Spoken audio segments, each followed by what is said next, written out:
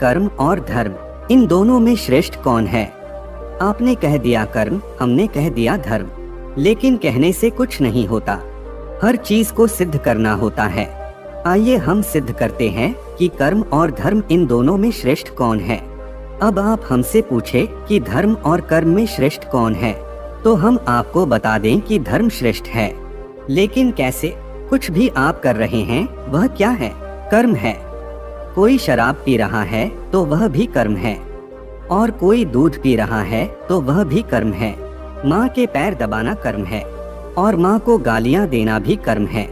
किसी के साथ झगड़ा करना भी कर्म है, और किसी की आरती उतारना भी कर्म है। परंतु अब हमारा धर्म जो है वह क्या कार्य करता है?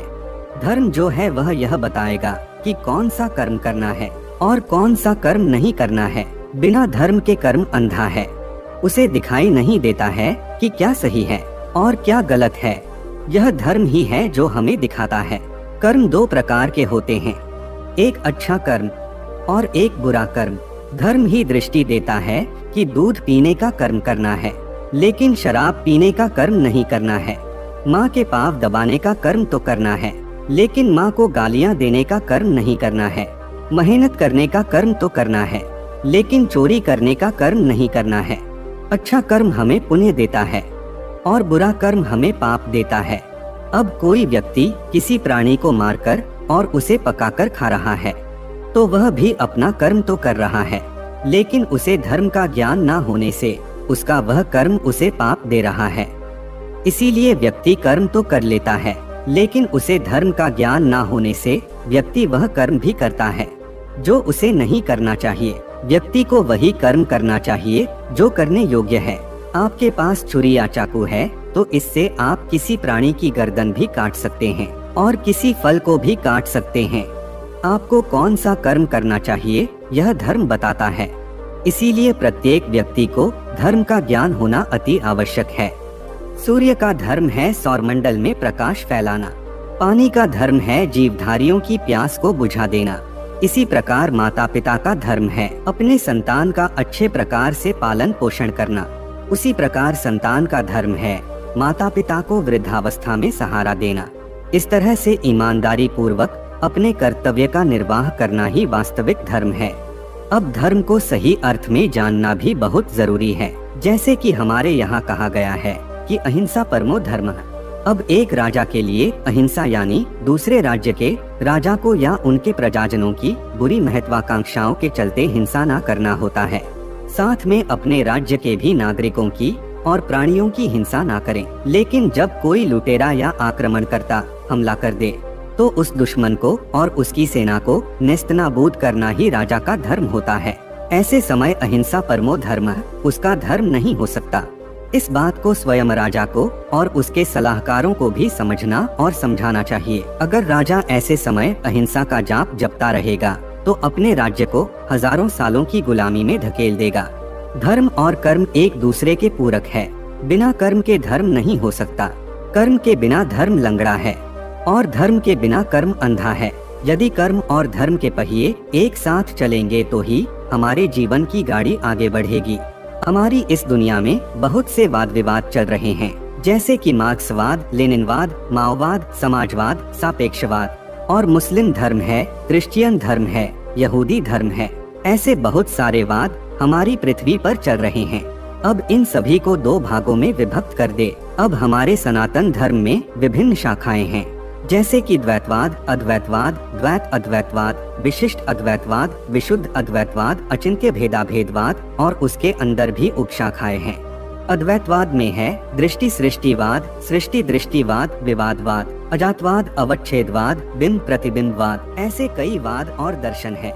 इन सबको दो हिस्सों में विभक्त कर दे, एक आध्यात्मिकवाद और एक भौतिकवाद। यहाँ आकर के खड़े हो जाइए, यानी कि एक आध्यात्मिकवाद और एक भौतिकवाद।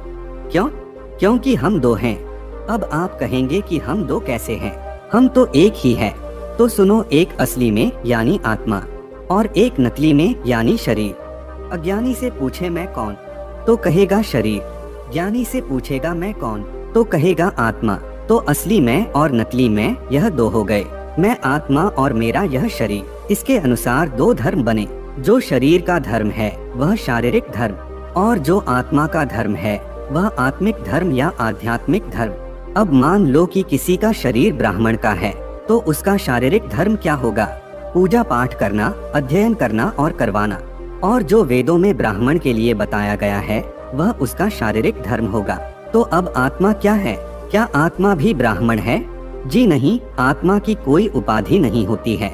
आत्मा कहती है कि मैं देवता, यक्ष, ब्राह्मण, क्षत्रिय, वैश्य, शूद्र, ब्रह्मचारी, गृही और सन्यासी नहीं हूँ। मैं तो निज बोध स्वरूप शुद्ध आत्मा हूँ। तो आत्मा का धर्म क्या होता है?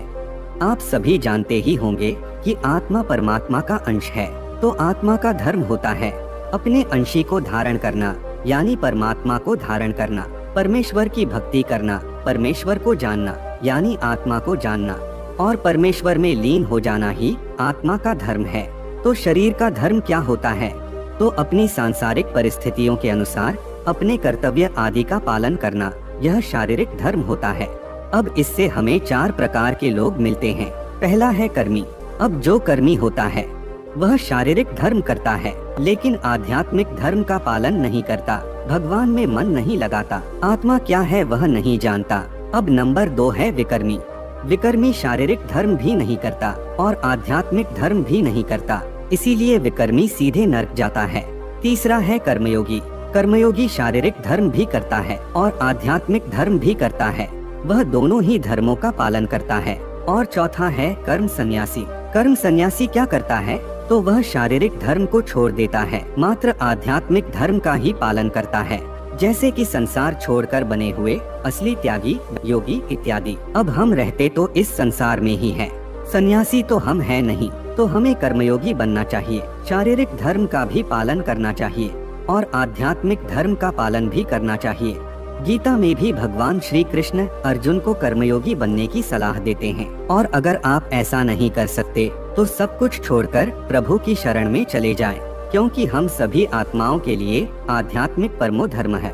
अब जब संसार में धर्म का क्षय होने लगता है, पुत्र अपने पुत्र धर्म का पालन नहीं करता, पत्नी अपने पत्नी धर्म का पालन नहीं करती, राजा अपने राज्य धर्म का पालन नहीं करता, लोग धर्म क्या है यह भूलने लगते हैं और झूठे संप्रदायों के चंगुल में फंसकर झूठे धर्म का पालन करने लगते हैं। व्यक्ति क्या सही है और क्या गलत है इसका निर्णय नहीं कर पाता और संसार में अराजकता, अंधकार, अविश्वसनीयता और अधर्म अपने चरम सीमा तक पहुंच जाता है।